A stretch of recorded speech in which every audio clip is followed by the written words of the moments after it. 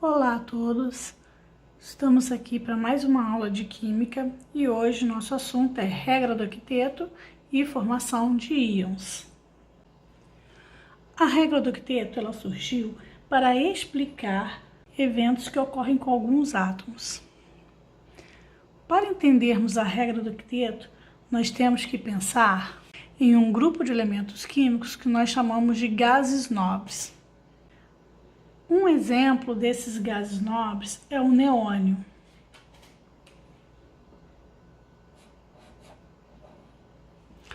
O neônio, ele tem 10 de número atômico.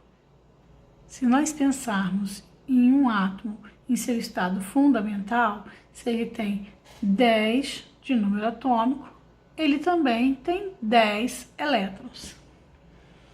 Se eu for fazer a distribuição eletrônica dos elétrons do neônio, eu vou ter, lembrando que sempre na diagonal, 2 na camada 1s, na próxima será também 2, na próxima diagonal já tenho 2, 4, ele tem 10, sobram 6 elétrons. Com isso, eu completei os 10 elétrons do neônio. Um outro elemento químico que pertence ao grupo dos gases nobres é o argônio. O argônio, ele tem número atômico igual a 18.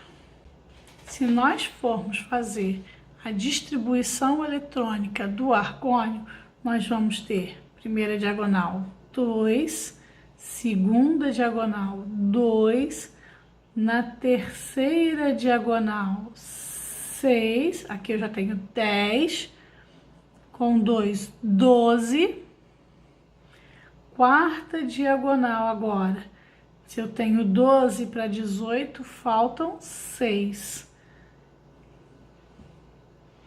Então, 3p, 6, completei o número 18. Comparando as duas distribuições eletrônicas, lembrando que aqui é o neônio e aqui é o argônio, nós podemos identificar um padrão. Tanto o neônio quanto o argônio possuem 8 elétrons na última camada. Isso é uma característica dos gases nobres. Com exceção do hélio, que só tem 2 elétrons, todos os demais elementos químicos deste grupo vão ter 8 elétrons na última camada. E por terem 8 elétrons na última camada, eles são estáveis, eles são pouquíssimo reativos. Ou seja, eles quase nunca se ligam a outros elementos químicos. Por isso, eles são chamados de gases nobres. Os demais elementos químicos da tabela periódica, eles têm a tendência a copiar essa característica dos gases nobres. Eu tenho aqui 2 átomos diferentes. Um átomo do elemento químico sódio e um átomo do elemento químico cloro. O sódio tem 11 elétrons ao todo em seu estado fundamental. O cloro tem 17. Se nós formos distribuir os elétrons dos elementos químicos sódio e cloro, seguindo o diagrama de Pauli, nós vamos observar que, no caso do sódio, a primeira camada ele tem 2 elétrons. Na segunda camada ele tem 1, 2, 3, 4, 5, 6, 7, 8 elétrons. E na última camada apenas 1 elétron. Já o elemento químico cloro, ele tem 2 elétrons na primeira camada, 8 elétrons na segunda camada e na terceira camada ele tem 1, 2, 3, 4, 5, 6, 7 elétrons. E o que me diz a regra do octeto, então? Essa regra do octeto diz que os átomos têm a tendência a se desfazer de elétrons ou a receber elétrons para garantir 8 elétrons na última camada. Observem o sódio. O sódio só tem um elétron na última camada. Ele quer ficar com 8. Isso me deixa com duas opções. A primeira opção é ele ganhar 7 elétrons e completar essa camada dele. Se ele ganha 7, juntando com esse que ele já tem, ele vai ficar com 8. A outra opção é ele perder esse elétron, porque se ele abandonar esse elétron, a última camada dele passa a ser a segunda, que tem 8 elétrons. O que nós temos que pensar é o que é mais fácil, ganhar 7. Esses elétrons não brotam do nada, eles vêm de algum lugar, eles vêm de outro elemento químico. Então, o que é mais fácil, ganhar 7 ou perder esse 1? Vamos pensar em termos do cloro. O cloro tem 7 elétrons na última camada, ele também quer ficar com 8. 7 para 8 só falta um elétron. Então, ele tem a possibilidade de ganhar um elétron ou perder os 7. O que seria mais fácil? Quando um sódio se aproxima de um cloro, o que acontece é que este sódio doa este elétron que ele tem a mais para o cloro. Assim, ele fecha com 8 elétrons e o cloro também. Isso é o que acontece na regra do octeto, cuja ideia é garantir 8 elétrons na última camada. Só que toda vez que o sódio doa um elétron, seja para o cloro, seja para um outro átomo qualquer, isso ocorre um desequilíbrio entre número de prótons e número de elétrons. Para o caso do sódio, vamos pensar apenas no sódio por enquanto. Nós dissemos que o sódio ele tem número atômico igual a 11. Se ele tem número atômico igual a 11, quer dizer que em seu estado fundamental ele teria 11 prótons e 11 elétrons. Prótons têm carga positiva, elétrons têm carga negativa. Eu estou falando de números iguais de carga positiva e negativa. Então, a conta aqui é zero, ele é neutro. Porém, quando ele doa este elétron para o cloro, o número de prótons dele não se altera, continua sendo 11. Então, ele tem 11 prótons em seu núcleo.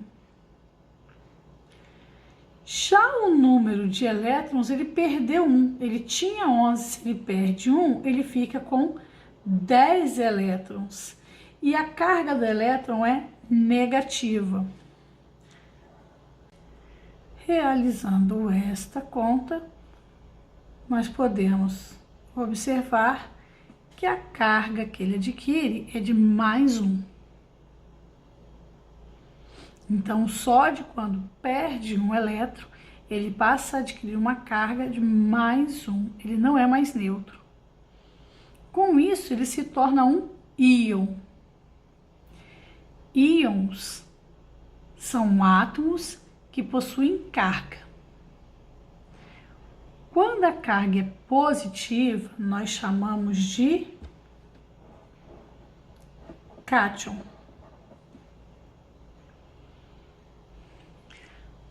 Vamos entender então agora o cloro.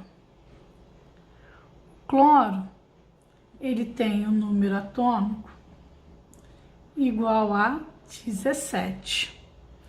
Isso significa que ele tem 17 prótons e 17 elétrons em seu estado fundamental. Prótons positivo, elétrons negativo. A conta fecha em zero, ele é neutro. Porém, quando ele ganha um elétron do sódio, o número de prótons dele não muda, ainda é 17. Mas o número de elétrons dele passou de 17, como ele ganhou um, para 18. E os elétrons são negativos. Neste caso, ele adquiriu carga igual a menos 1. Mais uma vez, por ter carga, ele então é um íon. E toda vez que esse íon tiver a carga negativa, ele então é um ânion. Esse processo não ocorre só com o sódio e o cloro. Eu tenho aqui outros dois exemplos. À esquerda nós temos o cálcio, à direita nós temos o oxigênio. O cálcio, o número atômico dele é 20. O oxigênio possui número atômico igual a 8. Em estado fundamental, quando ele tem número de prótons e elétrons iguais, ele vai ter 20 prótons, que tem carga positiva, e 20 elétrons, que tem carga negativa. A conta fecha em zero. Observem a distribuição eletrônica do cálcio. Ele tem 2 elétrons na primeira camada, na camada K. 1, 2, 3, 4, 5, 6, 7, 8 elétrons na camada L. 1, 2, 3, 4, 5, 6, 7, 8 elétrons na camada M e apenas 2 elétrons na camada N.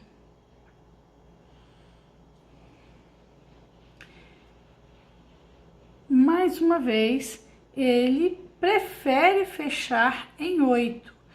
Então, é mais fácil perder 2 elétrons do que ganhar 6.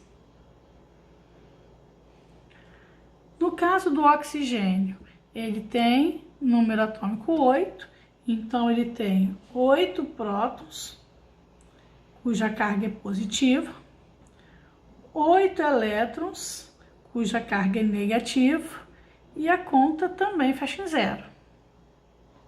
Na distribuição eletrônica, ele tem 2 elétrons na primeira camada, a camada K. Na camada L, ele tem 1, 2, 3, 4, 5, 6 elétrons. Ele quer fechar em 8. Então, é mais fácil ele receber 2 elétrons do que perder esses 6. Sendo assim, quando esses 2 átomos se encontram,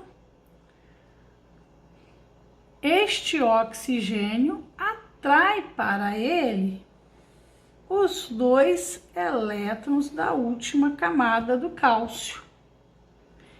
Quando esses 2 elétrons vêm para cá, ele fecha a conta com 8 elétrons na última camada. O número de prótons dele não muda, que é positivo.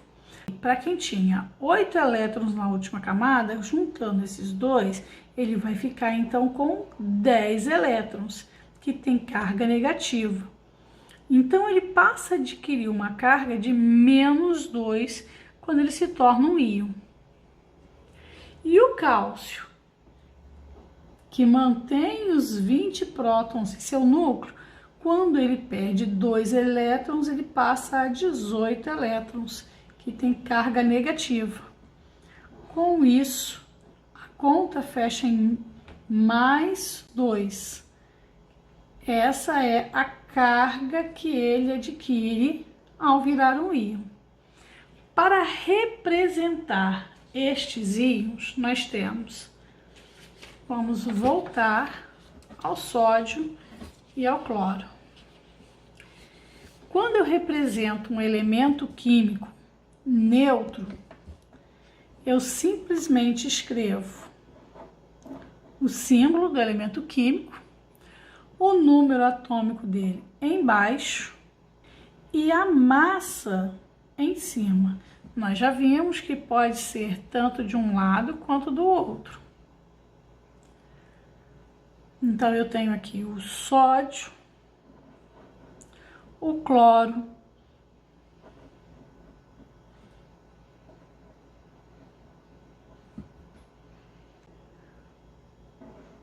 o cálcio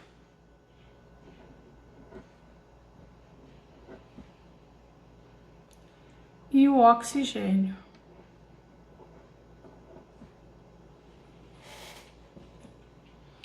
Agora, quando eu estou falando em íon, nós simplesmente colocamos o símbolo do elemento químico e a carga que ele adquiriu. Eu posso fazer isso para todos.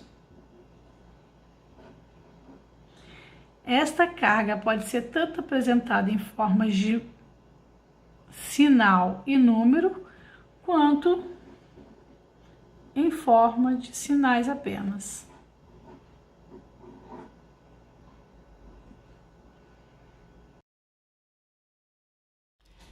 E assim nós terminamos mais um assunto de química. Até a próxima aula!